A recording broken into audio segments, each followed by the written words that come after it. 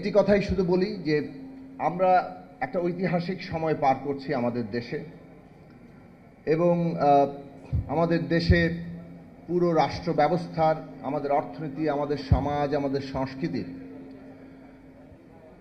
সংস্কার এবং একটা বলতে পারেন একটা বড় গণতান্ত্রিক রূপান্তরের সংগ্রামে আমরা নিয়োজিত।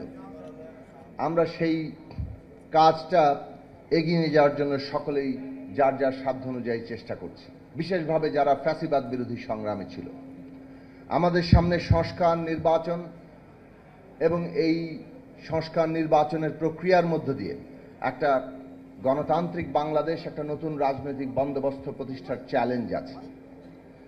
সেই চ্যালেঞ্জের মধ্যে আমাদের পদ্ধতিগত জায়গাগুলোতে রাজনৈতিক পক্ষগুলো একটা ন্যূনতম ঐক্যমত্যে আসা দরকার। আমাদের মধ্যে অনেক দ্বিমত থাকবে একটা গণতান্ত্রিক সমাজে, সেটাই অত্যন্ত স্বাভাবিক। কিন্তু আমাদের মধ্যে যে জায়গায় ঐক্য আছে সেই ঐক্যকে সংহত রেখেই যাতে আমরা দ্বিমতের জায়গায় লড়াই করি।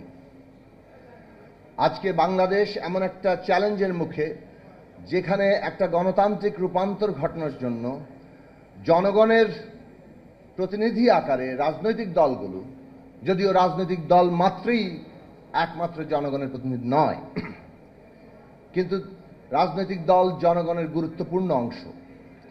কাজেই প্রাথমিকভাবে রাজনৈতিক দলগুলো যেখানে সর্বসম্মত হচ্ছে সেইটা আমাদের জাতীয় সনদ হবে, এইটার উপরে আমাদের পদ্ধতিগতভাবে দাঁড়ানো দরকার। আমাদের যেখানে দ্বিমত আছে সেই দ্বিমত নিয়ে আমাদের জনগণের কাছে যাওয়া দরকার। জনগণ ভোট দিয়ে, তার সংগ্রাম দিয়ে সেই মতগুলোকে রাজনীতিতে প্রতিষ্ঠা করবেন।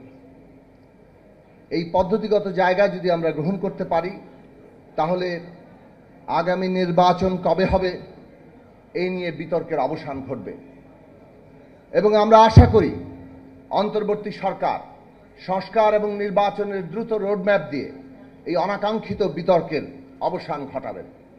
অন্তর্বর্তী সরকার গড়ে উঠেছে এই সকল রাজনৈতিক শ্রেণী পেশা এবং বিশেষভাবে আমাদের আন্দোলনে ভূমিকা রাখা ছাত্র সমাজ, আমাদের শ্রমিক জনগণের সকলের সমর্থনের ভিত্তিতে। কাজে এই সমর্থনের সমষ্টিক জায়গাটা বিবেচনায় রেখেই আমাদেরকে অন্তর্বর্তী সরকারকে পদক্ষেপ নিতে হবে।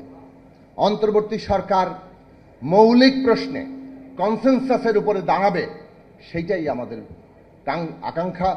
সেই জায়গা যাতে তারা সব ক্ষেত্রেই মেনটেন করেন, সেটা জাতীয় স্বার্থ হোক, এই ভূ রাজনৈতিক পরিবেশে মানবিক করিডোর দেওয়ার মতো সিদ্ধান্ত হোক, অথবা আমাদের দেশে সংস্কার, নির্বাচন এবং আগামী নির্বাচন কিভাবে হবে সেই প্রশ্ন নিয়ে হোক। শেষে এই কথা বলি, জনগণের ম্যান্ডেটই আসল কথা। কাজে আমরা যা সংস্কার করব, যা রূপান্তর করব, শেষ পর্যন্ত যেহেতু জনগণই বাংলাদেশে কিংবা একটা রিপাবলিকে ক্ষমতার কেন্দ্র, সেই জনগণের ম্যান্ডেট গ্রহণ করতে হবে। আজকে যাই সংস্কার হোক না কেন, শেষ পর্যন্ত জনগণের ম্যান্ডেট নিয়ে তাকে র্যাটিফাই করতে হয়। এটাই যে কোনো রিপাবলিকের পদ্ধতি। কাজেই আগামী নির্বাচন জনগণের ম্যান্ডেট নিতে হলে যে মৌলিক সংস্কারের কথা আমরা বলছি, সংবিধানের মৌলিক সংস্কার, ক্ষমতা কাঠামোর মৌলিক সংস্কার, সেই সংস্কার করতে হলে সংবিধান সংস্কার সভার নির্বাচন এবং আগামী জাতীয় সংসদ নির্বাচন একসাথে করে জনগণের ম্যান্ডেট নিয়ে বাংলাদেশের গণতান্ত্রিক রূপান্তর ঘটানো, সেটাই হবে আমাদের জন্য টেকসই একটা রাজনৈতিক পন্থা। এই কাজে আমরা ন্যূনতম ঐক্যমত্যে পৌঁছাবো, ঐক্যমত্যই হবে আমাদের পথ পরিক্রমা।